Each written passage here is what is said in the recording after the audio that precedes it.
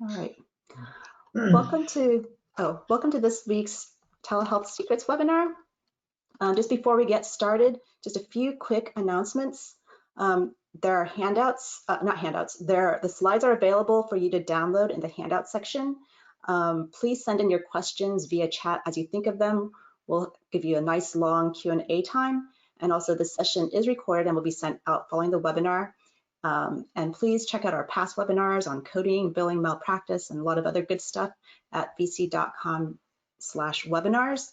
And now let me go ahead and pass the time over to our host, Milton Chen. Thanks, Jan. By the way, so welcome to this week's Telehealth Secrets. I'm Milton. I'm the CEO of VSee. And then I'm actually super excited to have our guest Doreen this week in this. Probably you guys, I think all of you has gone through just the whole COVID and just like probably have gone through some crazy times in the past 9 months in there. Like in fact at VSee, and we've gone through a lot of those things ourselves in this. So the reason I'm super excited to have Doreen as our guest is, so she's the CEO of Way to Go, which provide a customized healthcare market research. So she has done a lot of these very in-depth study on physicians' telehealth adoption, how they think about these specific COVID and non-COVID. And Doreen has over 25 years of market research experience and has worked at major corporations such as AT&T, Merck, and so on. And she has actually completed over 1,000 interviews and over 400 projects. Again, one of the reasons I'm just super excited to have her join us is there's a lot of I would call like misleading information online, just like the ground truth, like exactly what it is, right? There's so much hype and nonsense in there, and having Doreen able to share like what is real, and I'm super excited anyway. So what's interesting about Doreen, you might not know from her former bio, is she's actually a classically former trained ballet, and she's actually been a dance instructor for 10 years, and she actually finds that actually has been very influential to how her current work is. I get Doreen, can I ask, how did you transition from dancing career to healthcare? Well, that's a good question, Milton, and something my parents struggled with as I switched careers. Well, like any child, we always have kind of interests outside of our academia demands, I guess. And I think I got to my senior year of high school and I said, I don't really want to go to college anymore and or after this. So part of the I guess negotiation tool was I said, well, I'll only go to college if I can study dance. And although I was a very good student and at top of my class academically, I just wanted something different, I guess. So I went to college for a little while to study dance. So dance was actually my major, and ballet and all the everything that goes along with it. So highly disciplined, not what I expected. I kind of got halfway through and I was like, yeah, I don't think this is what I want to do. So back to academia I went and went to study something a little bit more cerebral and studied business. So ended up in marketing and specifically market research. Something that attracted me to market research that I thought was unique was I was the only one in my class who actually liked statistics. So yeah, so most of my classmates were into kind of the advertising and creativity things, and I gravitated towards statistics, so which kind of led me down this path of market research that led me to working in both the IT industry. So before it was called IT, it was I worked for AT&T for many years, and then moved over to the healthcare field and worked for Merck for many years, and then started my own business as being a market research professional. Awesome. Thank you so much for sharing that. How about maybe I'll turn the floor to you. I know you have prepared some stuff, but then after that, we'll open up for the audience questions. Well, thank you so much. Let me see if I can show this window. Okay, great. So our study here, and this is a very small excerpt of the full study that you can download yourself as a complimentary at the end of the presentation. There's a link that will go out to everyone. But this is just an excerpt of what we found and we thought would be exciting to share in an interactive way here. The presentation obviously is called Telehealth for COVID-19 and Beyond. My team took this on in the early months of the pandemic, and our focus was to really try to get a handle on what the adoption was like for physicians, the general physicians' practices in the US. We were all scratching our head, just like everyone else was at the beginning of the pandemic, of well, what does this mean? Where are we going? What the uncertainty was paramount to everyone. And so we decided to put our heads together, also collaborated with some people outside of our organization to come up with a project, an initiative to really kind of canvass our US physicians, a sampling of US physicians to understand what they're doing in their practices, how difficult was it to adopt it, to adopt telehealth, what were the challenges, how did they overcome it, and where do they foresee it going? If they had a crystal ball, what would they see in the future for telehealth? So that's what I'm presenting today. So this is just a little quick snapshot of the team that worked on this amazing study. And we have a variety of backgrounds, but all very enthusiastic group of women. So quick overview of our presentation today. We'll be looking at the role of telehealth during the pandemic, physicians' attitudes, perceptions, and their initial adoption. And then a little bit going into the future. How are they using it today, and how are they going to use it in the future? What's the impact to the healthcare industry going forward? Oops. Quick insight into our methodology and sample. So we interviewed 55 physicians on an in-depth basis. So in-depth interviews is kind of our specialty. They're usually about 60 minutes in length, and that's what this one was, a 60-minute interview, one-on-one with each physician that was part of our sample. And we wanted to not only interview the primary care physicians' practices, but we also wanted to get a little bit of insight and kind of a compare and contrast among the other specialties that we thought maybe are not so top of mind. Obviously, a psychiatry was a practice that we thought, well, I think they've been doing telehealth for a while, at least for a subset of their patients. So let's talk to some of those. But let's also talk to cardiology and OBGYNs and dermatology and oncology. Are they doing telehealth? What challenges do they have? And how have they overcome those challenges, and where do they foresee it going in the future? So we wanted to get a little bit of a mix here to bring some perspective.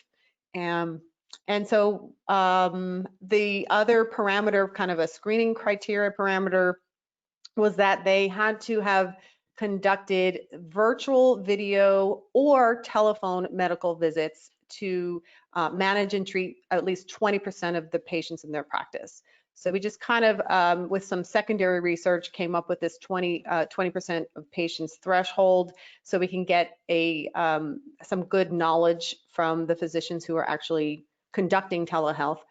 And they had to have done it for at least a month, and then we had a subset of practices that we wanted to get some kind of veterans in telemedicine, maybe that have been doing it for about 12 months.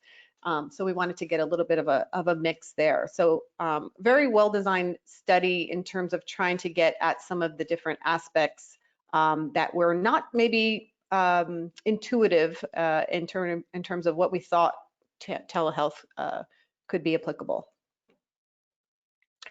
So right off the bat, kind of the main takeaway here that we found was that this forced adoption of telehealth during the COVID-19 pandemic is creating a shift in physicians' attitudes. That was the biggest takeaway that we all had while we were doing the interviews actually too, was wow, they have definitely shifted from, and I'll tell you what they've shifted from and to. Here we are. So that evolution of their perceptions was pretty significant. So prior to COVID pandemic, patient care is generally provided via in-person visits. No surprise there. And it was considered the only effective way to provide care. Or I wouldn't say only, but primarily the effective way to provide care. Within that first 3 to 4 weeks of the announcement of the shutdown, telehealth became a kind of a Band-Aid, a temporary means to solve an existing issue. Was not considered a long-term viable option at that point. And physicians were very honest in voicing this transition of their perceptions and admitting that they felt that telehealth had no place in care and in healthcare. And yet, when you have no other options or very limited options, suddenly a solution becomes a viable option. And then 6 to 8 weeks post COVID-19 pandemic announcement, which is a very short time, we think as well, many physicians were recognizing the benefits that it could have and potentially be a long-term solution. So that's a fairly quick adoption and kind of acknowledgement of the benefit that it could actually have. So why was there, I guess, the unfavorable perceptions of telehealth prior to this transition? There's low awareness of use. Typically, it's not used in brick and mortar practices. No experience is usually one of the main answers that we've heard. Even anecdotally from colleagues, if your neighbors aren't using it, if your colleagues aren't using it, then there's no way to kind of transfer knowledge. And the only acknowledgement of telehealth was potentially limited to very rural populations. And again, so this low awareness of use. Lack of relevance was another stated reason why telehealth was not fully embraced prior to the pandemic. So they believe that telehealth is a suboptimal way to provide healthcare. In-person visits were considered a critical and necessary element of patient care. They still believe that, and however, it was a more full-fledged belief prior to the pandemic. And kind of going along with that is that many physicians believe that that telehealth would not be relevant to their particular specialty. It's not feasible for their specialty, and you'll see how that changes a little bit later. And then the lack of technology experience. So that was a clearly cited as well as inferred finding that we had, was there's a low understanding of kind of what a true definition of telehealth was. That was one of our early questions, was how do you define telehealth? In fact, we even had a challenge of do we call it telemedicine report? Like what is this study? Is it telehealth? How broad do we go? How narrow do we go? So then we just put it back on the physicians we were interviewing and asked them to define it for us. And at the time, back in early March and April, this was a kind of a not as a clear-cut definition as it probably is now. And there was a strong belief that the technology would be very cumbersome and inefficient for both staff and patients. So we can't accommodate telehealth. How can we possibly do that in our environment with our patients and with our staff? And then there's a nice quote there at the bottom from a primary care physician. It's funny because I didn't think it could be very accurate or easy. I thought I would miss something and not be able to provide as good of care to my patients. So that was a kind of a sentiment that most physicians had prior to the pandemic. So in those early weeks of the shutdown, we started seeing, or physicians started acknowledging there was a shift. The challenges in patient care were expected. An early goal was to maintain continuity of patient care. as a temporary solution, allowing practices to keep their doors open, virtual doors open, as opposed to shuttering. So there was this immediate need to maintain that continuity of care with their patients. So that was kind of the driving force for a focused attention on what do we do here. There was a significant amount of uncertainty around reimbursement. There was doubt that they would be reimbursed. There was also some lack of clarity around what level of reimbursement they would get, whether there was a difference between video and telephone versus in-person visits. There was a lot of confusion around that. Some practices were better informed and had a little bit better handle on that. Others did not. So either way, physicians were grateful to have this option, and a lot of them jumped in feet first to figure it out. And regardless of what the reimbursement was, their main driver was to maintain that continuity of care with their patient as best they could. Again, that steep tech learning curve was still hanging over their heads. The practices scrambled through trial and error, admittedly so, to select the most efficient and medically compliant technology platform to facilitate these visits. There was a great amount of skepticism whether it could be done efficiently, whether they would have tech issues, where would they go if they had tech issues. If they weren't part of a larger system, these independent practices kind of struggled with that. But again, there's a driving need to maintain that continuity of care that kept them moving forward through that trial and error process.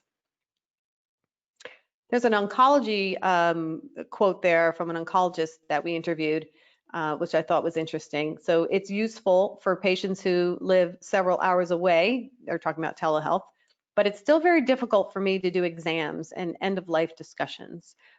It's hard to read body language and not able to comfort the patients in person.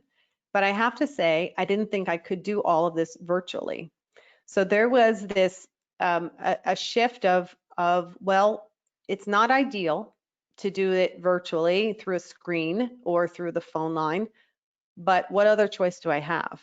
And so they felt that the quality was at least equal to what they could have had if they had an in-person visit. Maybe not ideal, but at least it was a way to deliver that care virtually. Moving on to this kind of 6 to 8 week time frame, we started seeing this shift of telehealth becoming considered a viable option. One of the first points there on the left-hand side box there is that increased support from the medical community. Prior to this point, we even had a devil of a time trying to find what were the rules and guidelines around telehealth. The associations didn't have consistent information. They didn't have clarity around different specialties. And so I kind of can relate to what the physicians' practices were struggling with of what do we do and what's the way that we should do this that is most efficient. So at the around 6 to 8 week mark, that's when things started to get a little bit more systematized. The best practices started to come out, resources started to come out, or at least they had been communicated at that point more widely. And large practices and health systems established their processes and protocols kind of a little bit more defined in that time frame. And then there was greater clarity of reimbursement. And they started seeing a shift in knowing exactly and becoming more certain about how they were going to be reimbursed, which is a big issue. And then trust in the technology. The early bugs and challenges were rectified. There was surprising feedback, positive feedback from patients as well as the staff, which also reinforced that trust in technology. And here's a quote by a psychiatrist: "Right now, I'm glad it's here. If we didn't have it, then what would we do? The whole world is affected, so it's good that we have the technology to be able to accommodate our patients." This is a little bit of a kind of a workflow. I have a couple of slides on the, not the workflow, but the adoption flow from late March through that 6 to 8 week period post pandemic announcement. Kind of went through this already a little bit, but let me just point out a few things. So this, with that outbreak, everyone had this kind of this shelter in place, obviously, order, which practices saw a steep decline, a significant drop in patient volume. So patients were canceling their appointments left and right. They weren't showing up, and a lot of practices ended up just shutting their doors. Some stayed open, but most of them shut their doors just to kind of regroup and figure out what would be their next steps. So they quickly found a solution, or at least, like I said, a Band-Aid in those early weeks to provide that continuity of care. And then moving into, well, what do we do? What type of platform do we offer? How do we reach our patients? Are we going to use FaceTime, which some physicians used? Are we just going to have telephone calls, which some practices used? Or do we have a feature in our EHR that we could just turn on and allow for telehealth or telemedicine visits to be activated, which some practices did. There was definitely a division, I guess, between the practices that were part of larger networks, hospital networks, and those that were more smaller independent practices. The smaller independent practices actually got up to speed rather quickly, probably within 2 to 5 days. They said they were up and running with some form of a telehealth platform, whether it be FaceTime or Zoom or some other method that they could reach their patients. It may have been clunky at first, but they were up and running in 2 to 5 days, whereas the larger networks took more like 2 to 3 weeks. They had to kind of also scramble, but they also have a lot more layers to go through and complexity to get that rolled out. So overall, we're observing this shift in this paradigm regarding the role that telehealth is playing in healthcare. There's an increased knowledge of telehealth practices and the range and limitations of its use. Physicians are learning on a day-to-day basis, trial and error basis, and having a greater knowledge and greater comfort as they're using it. And that streamlining of traditional healthcare and the use of technology, I'll jump all the way to the right there. Many physicians have come to value that positive impact that technology has had on the medical field and recognize that importance of the constant advancements. So that's the biggest shift, or one of the biggest shift, is the value that technology can have from being a barrier and a steep learning curve to actually providing an added benefit.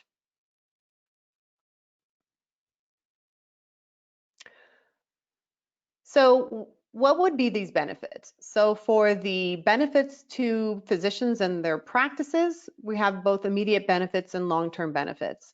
From an immediate benefit standpoint, it improves patient flow. There's less wait time. I know I personally have used telehealth with one of my physicians and that I had gone to see, and there is a little bit of a wait time, I have to say. So, and it's a little odd to sit there and watch a screen that's empty, waiting for, either the nurse or someone to come in to acknowledge me. So that's a little bit odd, but from my personal perspective, but compare that to waiting in a waiting room, it's definitely less cumbersome. And there's flexibility for providers. The providers themselves even admitted conducting some of these telehealth visits from their home. They were also quarantined, for many of them were quarantined. So why go to the office, and you can do these visits right from your home, which offers that flexibility of time and availability and location. From a long-term perspective for the physicians and practices themselves, there's a potential for cost reduction there was, some physicians were able to kind of extrapolate that potentially this could reduce costs overall, cost to the practice and also cost to the healthcare system. If I can get more patients through, then potentially there would be some efficiencies that could be gained. So there was again, this is still a little early when we had this kind of conversation, and we're starting to see a little bit of a difference now in a positive way, but in the beginning they were a little reticent to understand exactly how much of a cost savings this might be or how much of an impact this could have long term. And again, benefits for the patients, long term, short term, we're seeing it's kind of the flip side of what we're seeing in the patient and the physician's side. Patients have greater options to obtain care. There's less pressure on their schedule. They don't have to travel. They don't have that wait time as much. Check-in, check-out seems a little bit more streamlined. You pay with a credit card or through a billing. You don't have to show your card and all of that upfront stuff that usually has to be done when you walk in a doctor's office. So from a physician's perspective, they perceive that the patients actually were more satisfied, or at least as satisfied with telehealth as they are with the in-person visits. And potentially long-term benefits, physicians were mentioning that potentially patients can have a better handle on managing their own health needs, maybe through more consistent medical visits. We did hear some physicians say that the compliance of showing up for visits was actually greater in those first few months. And so they were a little scratching their heads a little bit, wondering, well, okay, so I'm guessing that has to do with transportation. That's probably the reason why you don't have to drive anywhere and patients are home and have a little bit easier access to and a little bit more availability with their time. Impacts to the telehealth, impacts of telehealth on the healthcare industry overall. This is a bit of a speculation, obviously, but the physicians did provide some insight as to what this could mean overall. Short term, obviously, provides access to care during time of crisis. If we ever have another crisis again, or if this crisis continues to escalate, then we all have now the structure in place and the technology in place to be able to handle that. Some physicians said it could actually strengthen the physician-patient relationship. They felt that patients were giving feedback to them that they felt more comfort and gratitude knowing that they can reach physicians in a new way or an alternative way. So they can reach out to their physicians and feel more engaged. In fact, there was one psychiatrist who mentioned that that their patient was more talkative than they had been when they were in person, which is, he thought that was strange.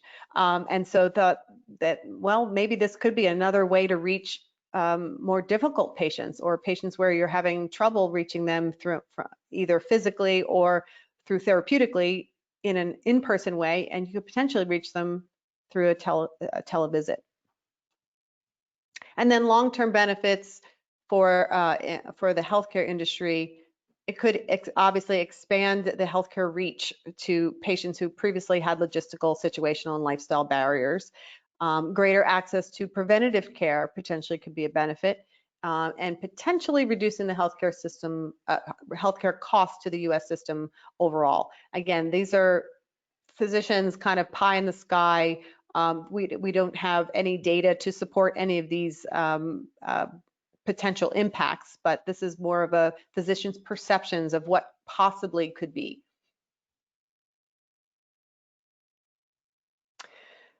So kind of to sum up, the key finding here was that with proper implementation and integration into the existing treatment sphere, telehealth is now considered a supplemental tool that is here to stay. Quite a shift from where they were before, where it had no place, or it had very, very, very limited place. Now it's being seen as a supplemental tool.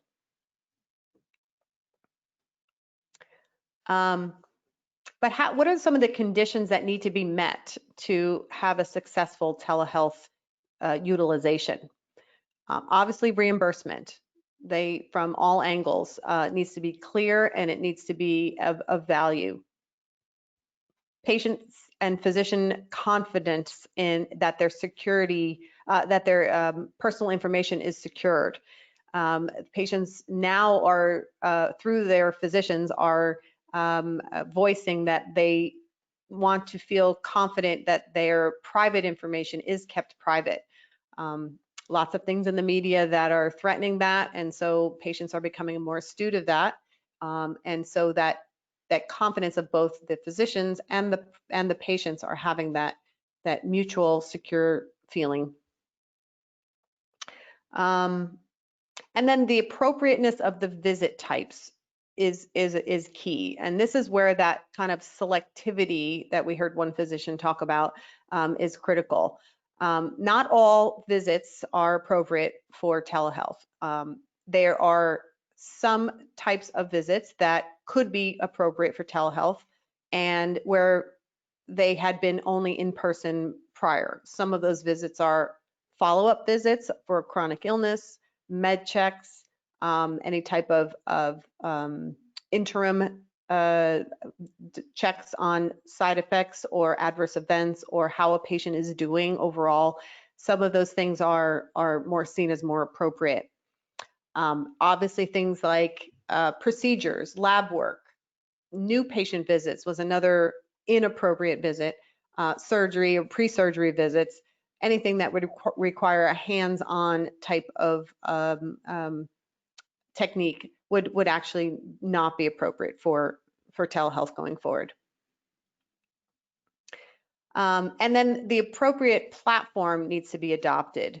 So through this trial and error process that happened early on, many practices were able to find the appropriate platform to use. However, the compliance and the lag time and all of that was kind of endured because of the need, the necessity, the urgent necessity to get something up and running.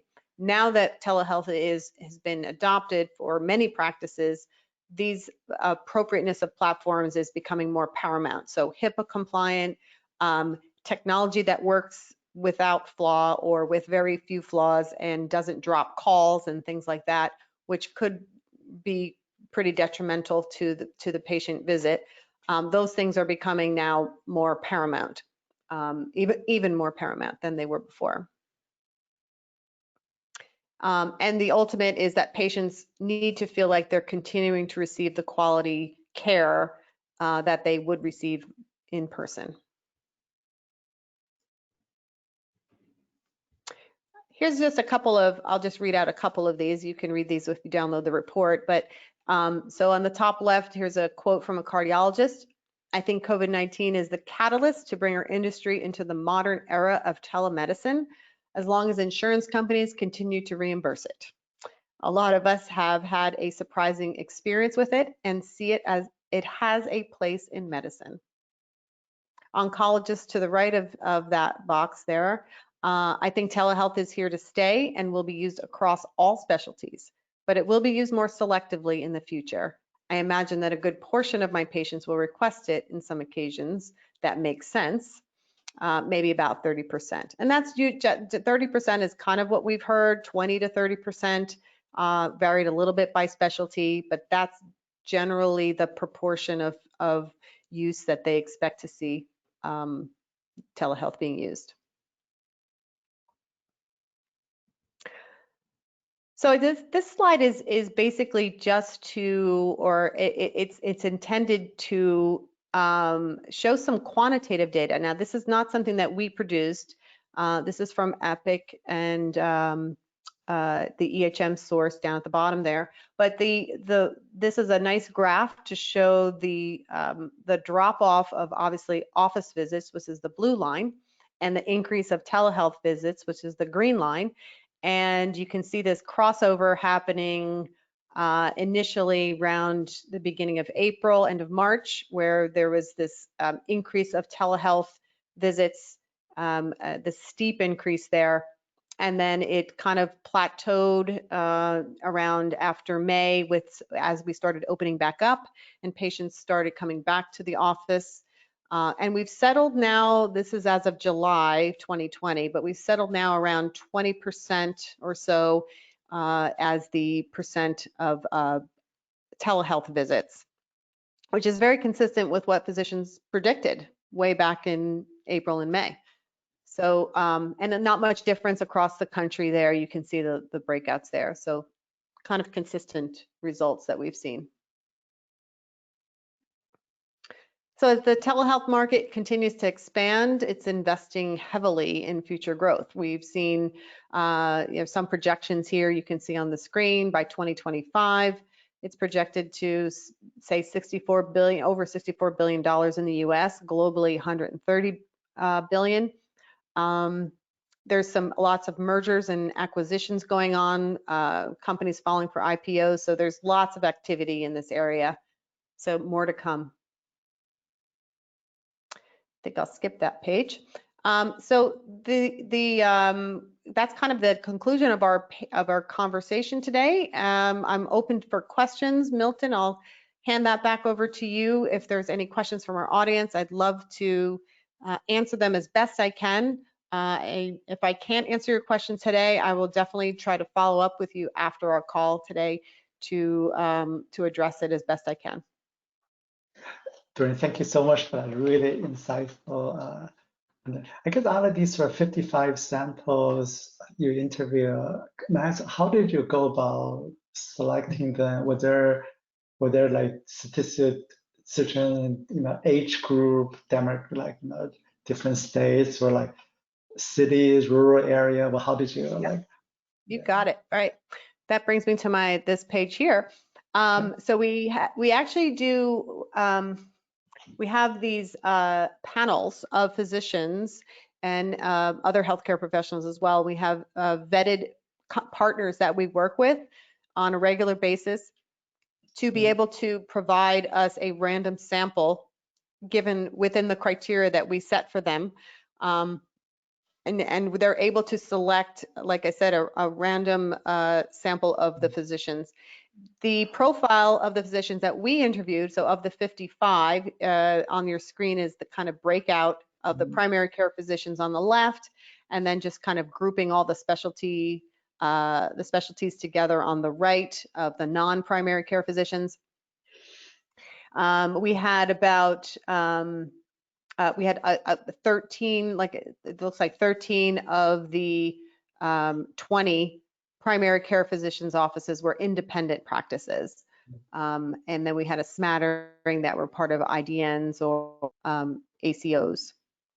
From the specialty side, we had about 22 out of the 30 specialty physicians were independent. So we had a good grouping of the different types. Yeah, we have mix of suburban and urban. We had a variety of years in practice of the physicians. The size of practices was also kind of a little bit more skewed towards the medium-sized practices, but we also were able to capture both the ends of the large and the small. Got it. Did you see any pattern in terms of like, this is maybe a common cliche, right? Maybe the older physician, maybe less technology, embrace it less. Was there any pattern, or that's just a myth? And that was one of our hypothesis going into this, that there would be some difference there.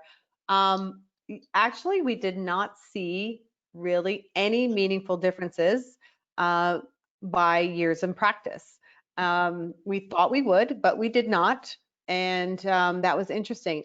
Just similarly, we didn't really see any differences in perceptions or adoption by specialty. The biggest difference that we've seen, obviously, were those that have used telehealth prior to the pandemic, which happened to be the psychiatrist practices, but they had been using that for a while. And that was by design, we included that subgroup in there. But no, there weren't really no differences by age of the physician or by years of practice. Interesting. And also with that was the patients. one of the questions we asked when we asked what type of patients would be appropriate for telehealth and which ones would be not appropriate, et cetera. And again, a hypothesis was that the older patient would have more difficulty, and that physicians' practices also perceived that to be the case initially before they actually started doing it. And they thought, well, how can my elderly patients do this? This is not feasible for them. However, because of the context of the pandemic, those patients are the most vulnerable, and therefore were as acceptable and open to doing telehealth as the younger patients. And there were obviously needed a little bit more assistance in getting them up and running.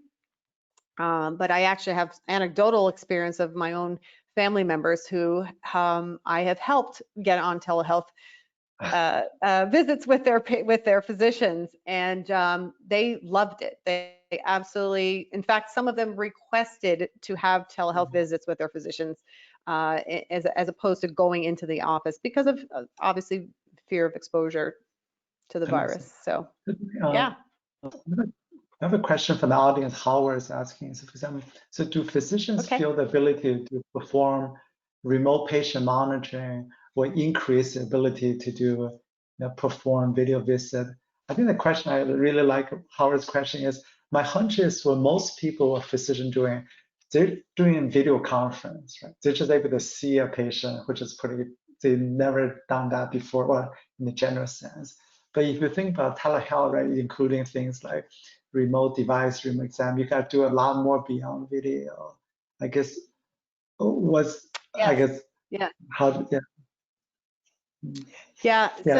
an interesting point that's actually been raised quite a bit since the start of all of this telehealth. And obviously remote patient monitoring devices and things have been in the works for quite a while. And with the advent of telehealth becoming more adopted, we would foresee that potentially being something that physicians could use. Cardiologists actually mentioned, a few cardiologists mentioned in our study that that they felt that those devices would become even more important going forward, and that things beyond just having your own home blood pressure cuff, things that would be kind of a synchronous transmission of data real time to the physician's practices. They do feel that would become even more important. So I have a question from Mark asking, how were practices identifying patients that were not using telehealth?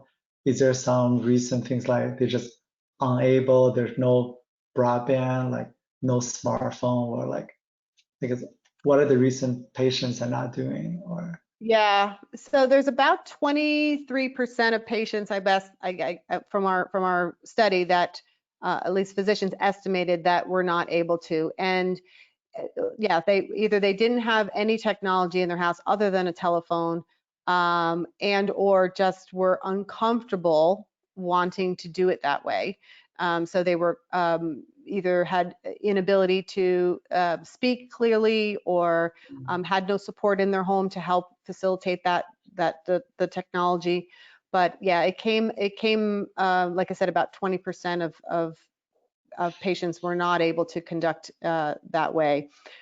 Physicians seem to want to, obviously they would lean towards having a video conference or a video visit, but the alternative was to do a telephone visit, which was kind of, again, of a backup or a last resort if they couldn't actually have an in-person visit. So, but now that practices have been opening back up, that's when that 20% was recaptured, I guess, and so that continuity of care was continued as they were able to open back up. Yeah, that makes sense. In fact, was interesting. Sorry, but yeah, in fact, we find a lot of time people do have this sort of technology challenge. If you don't have an efficient way to solve them, then then the patient would start.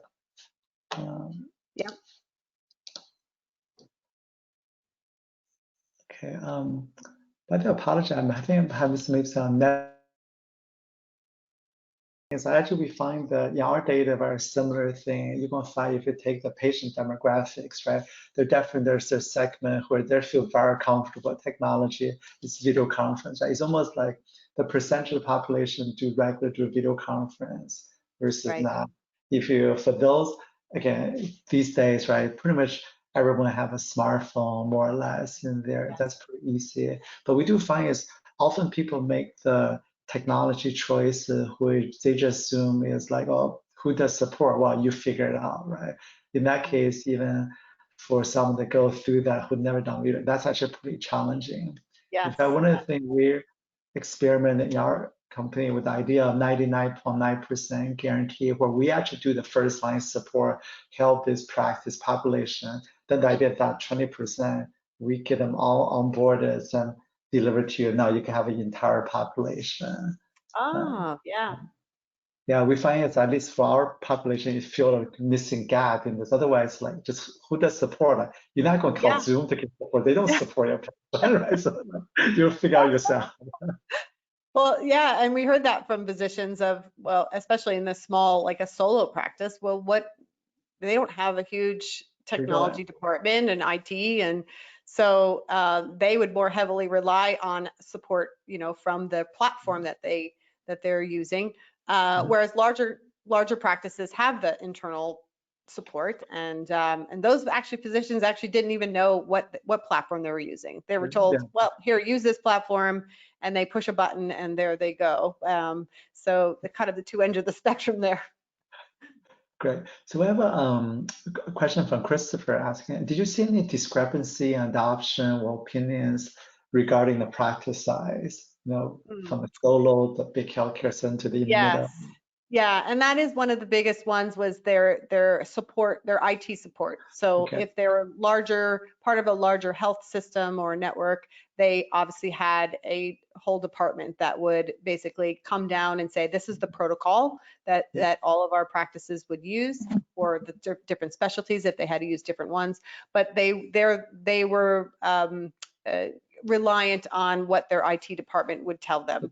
And their only challenge was, making sure that they deliver the right care or the best care through that platform.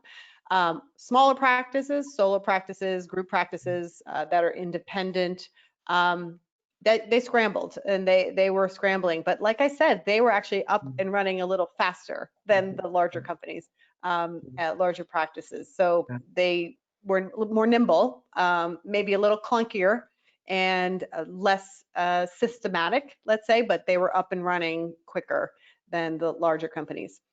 Yeah, we work with a lot of from small client to big client. We even recommend the big client to just go deploy something, because chances are a lot of these internal processes, it's hard for them to select the right tools anyway until they have never used the experience. Yeah. And we dabbled a little bit in the perceptions of the different platforms. We didn't want to get too far down that road. We figured, okay, that's a whole nother study we could do. But everyone seemed confident with whatever choice they had. I mean, there were a couple of, like I said, the smaller practices that were doing trial and error. So they tried FaceTime, and then maybe they came across that, well, not everybody has Apple, all right? So then what do I use? What other app do I use? So they had to adapt to whatever their situation was.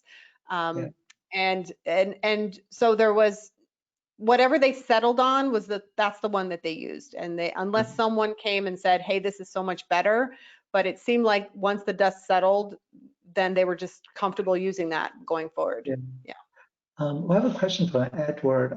He's asking, did you ask the doctor how they're getting accurate vitals, such as weight, temperature from the patients? Good point, Did any of your doctor do like true telehealth, or those that were really just doing video conference?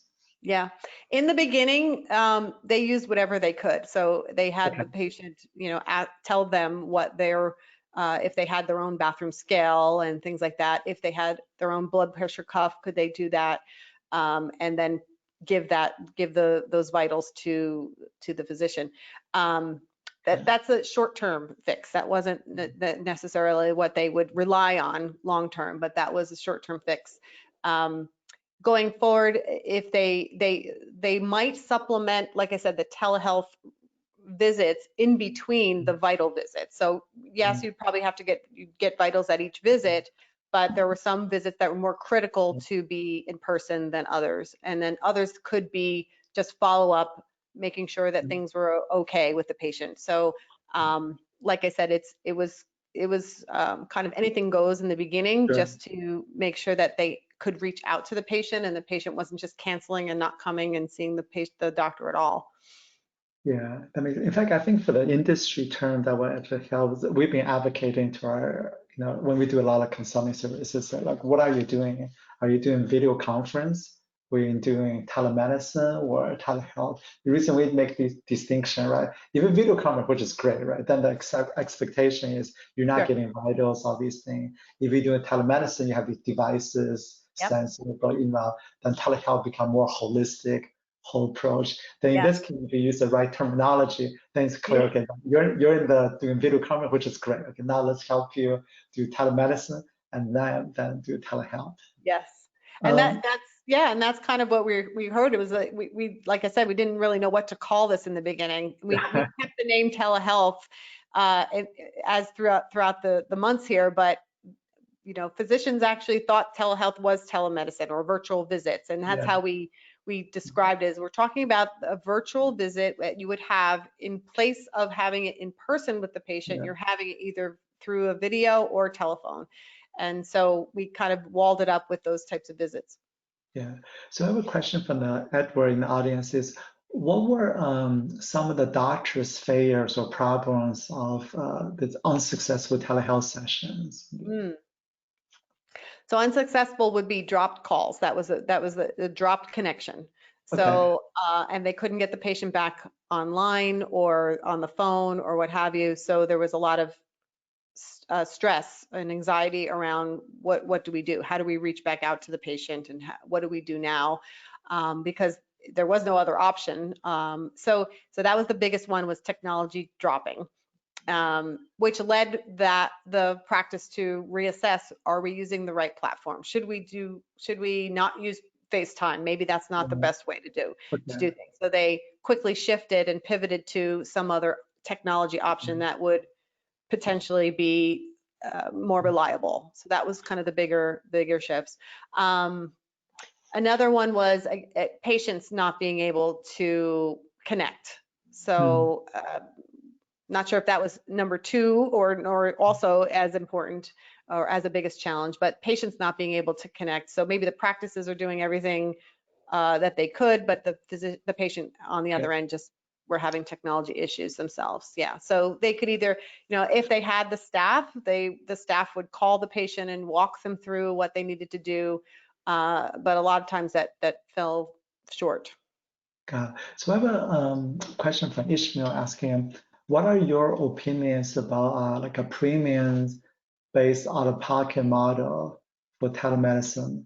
I guess maybe if I could do a follow-up to Ishmael's question is, so when we work with our clients, often when they get excited, they feel like video, telemedicine, that get them in the game. But now it allows them to transfer them practice to able to acquire a lot more patients, restructure the workflow, and even potentially different business model in terms of how they build their practice. Do you see, I guess, within some of the people thinking about those along those lines? Yeah, and we were thinking that too, and kind of one of those end questions that we were talking about earlier when we were setting up this webinar was, what is going to be the outcomes of this? Like, and at the time that we did this study, we didn't really have that crystal ball clear yet, and we probably still don't have it clear, but one of the thoughts, kind of a provoking thought, was, would this increase outcomes? If you could have more compliancy with patients, if they'd be more adherent, you could be able to follow up with them in a little bit more often than maybe them missing less missed appointments, for example. Would this relate to or result in better outcomes, patient outcomes? I don't know. I mean, that's something to look at. would this help with better patient flow and therefore practices themselves on a practice level? Could they be more efficient? One of the thoughts that actually one physician we were pie in the sky talking was, well, if I have to, if I limit my visits, my in-person visits to those when I actually have to see the person in, like say, a new patient, but the follow-up visits can be done by my nurse practitioner or my physician assistant.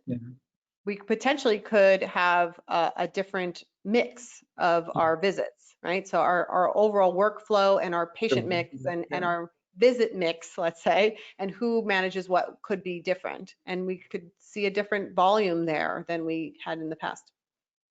That's great. So I have a question from Elizabeth asking, so what is the latest information regarding reimbursement for telemedicine visit? Yeah. And so she's saying her experience is, right, she has worked or practiced across multiple states, right? So typically if the patient come in person, you can get paid more than virtual, even though the parity laws in there. Like what do you, right. Yeah, unfortunately, I can't speak to that. I know that there's a great interest in that, and it was a great interest in the beginning as well. And it does vary by state. And one of the questions that we actually asked was, and we're still trying to figure it out, is cross state lines. Like if a patient lives, there are some practices that we talked to were on the border of 2 states, and the patient lived in the state over or patient let's say is doing their teleconference from their family home or a neighboring home that happens to be in the other state. Is that reimbursed similarly? Are there any restrictions on that? So there was some confusion, a lot of confusion on that in the beginning, and physicians actually didn't even think of that as a potential barrier or concern. But I wish I could speak to that, but I don't know. I think every every state would be different. Something to look into. We could probably do another study to figure out how that is implemented. Do that study of the hour. I think that, like at least over here, it's like just always it's about like the payment piece, right? So everything's great. Well, yeah. And also, patients ask those questions too. They want to know, well, if I'm getting a telehealth visit, is that the same as, am I paying the same? Is it worth the same as if I went in person? So there's confusion on all sides. Got it. Okay. So I have maybe take a final question from the audience, Zishan. So what in your survey have you asked what is the typical cost for a physician to have to pay to offer telemedicine services? Or I guess that people are using free tools like FaceTime, or they're spending the money to like paying Epic to do whatever. Yeah. In the beginning, they were using whatever they could, and like I said, the bigger the budgets, obviously the more robust platforms they were using, and then the smaller practices using whatever free applications were available. But like I said, with the now that the genie's out of the bottle, they can't get away with that anymore, right? So everyone wants something that is reliable and is compliant and is cost effective. And so all those things become more important than maybe they were at the urgency stages there. We were trying to determine whether there was a difference in, let's say, satisfaction with the platform between those that were more kind of app-based versus those that were integrated with the EHR. The EHR did seem to be a little bit easier to adopt because let's say if it's a group practice, all the physicians are using it and the staff is knowing what they have one process to employ, where the independent practice or the smaller practices, one physician may be using one app and another physician's using another app. The staff is all confused. But yeah, the more systematized it gets, the more features they want, and the more reliability they demand. That makes sense. In fact, I think, Doreen, if you do another follow-up study, just a survey, like how much people are actually paying for the telehealth and Yeah, compared to yeah, the total cost, because I think is for our data is just because you use the EHR building system, often you actually pay more in terms of inefficiency of workflow. Turn out the key thing is actually not how much you pay for a tool, but if you factor in the time you spend supporting your patient, the inefficiency, like your patient late for the appointment, do you have it, like all these pieces being added together, I think that would be a great follow-up. yeah, that would be a good study. Yeah.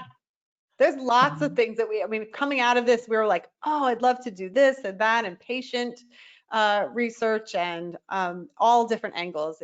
This is a huge area. Awesome, Doreen, I really, really appreciate your time. Maybe I'll just ask you three like rapid fire, like quick questions to wrap up. Okay. And super quick, I guess. So, from interviewing so many physicians, like what do you find out like, something important or surprising regarding how that user didn't expect? Yeah. As the technology improves, it's here to stay. That's the thing. So the biggest question we had was, is it here to stay or is it just a Band-Aid? And that was the surprising thing was the paradigm has shifted, the genie's out of the bottle, whatever acronym or analogy you want to use, it's here. And as technology is improving, it will become a more than just a supplemental tool. It'll actually be a valuable tool.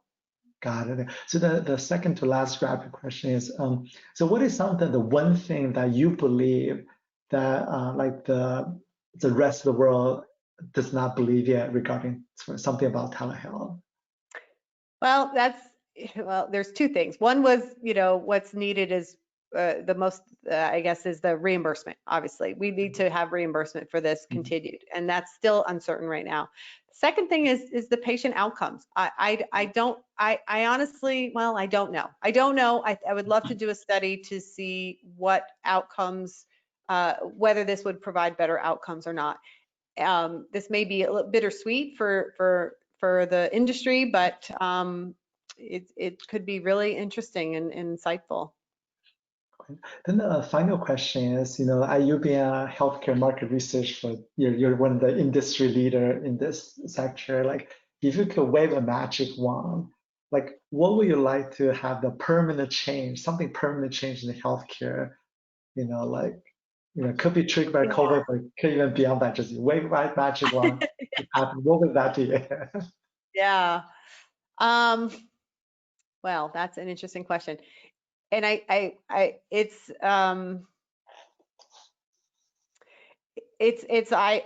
only thing I can think of is kind of that the mimicking, and this is what we do in our research too, is we try to mimic the visit, right? We try to mimic the continuity of care that a physician and patient have together. If that can be mimicked through remote monitoring or remote robotic monitoring. We've heard that a little bit from some of our physicians. We're saying that remote surgeries could be is something where I can't fathom how that would be, but a physician on one side of the world would be doing surgery virtually on a patient on the other side of the world. So it's bringing that environment closer to the reality. So making technology kind of, it's not called technology. That's just how we deliver care is by whatever means is the most efficient. Got it. Again, thank you, Doreen, for the insightful research. And also, again, thank you so much, everyone, for joining us this week. So we'll be sending out the recording and the slides following the session. And also, I apologize, there was a bunch of other questions we didn't get to. We passed out Doreen, so we answer, we're going to post that out. We also will include a link to Doreen's full report if you didn't want to, go deep dive. And I would definitely recommend reach out to her. We're going to make her contact available when we post as well. Again, she's one of the expert in the whole industry. And also, as you exit this webinar, please also take our survey. So, we would love to always hear how we can do better and get that feedback. And then also, I want to personally apologize to you guys. We haven't done this webinar for a couple of times. We just got little bit swamped internally, like just work with doing implementation, but now like we're gonna get back in the pace again. We try to do more of these webinars. Again, thank you so much, everyone, and Doreen, thank you so much for your Thank you, insight. and thank you, Milton and Anne and everyone at VSee. It's been a pleasure and very, very easy technology. So thank you so much. Thanks. Have a great day. Bye.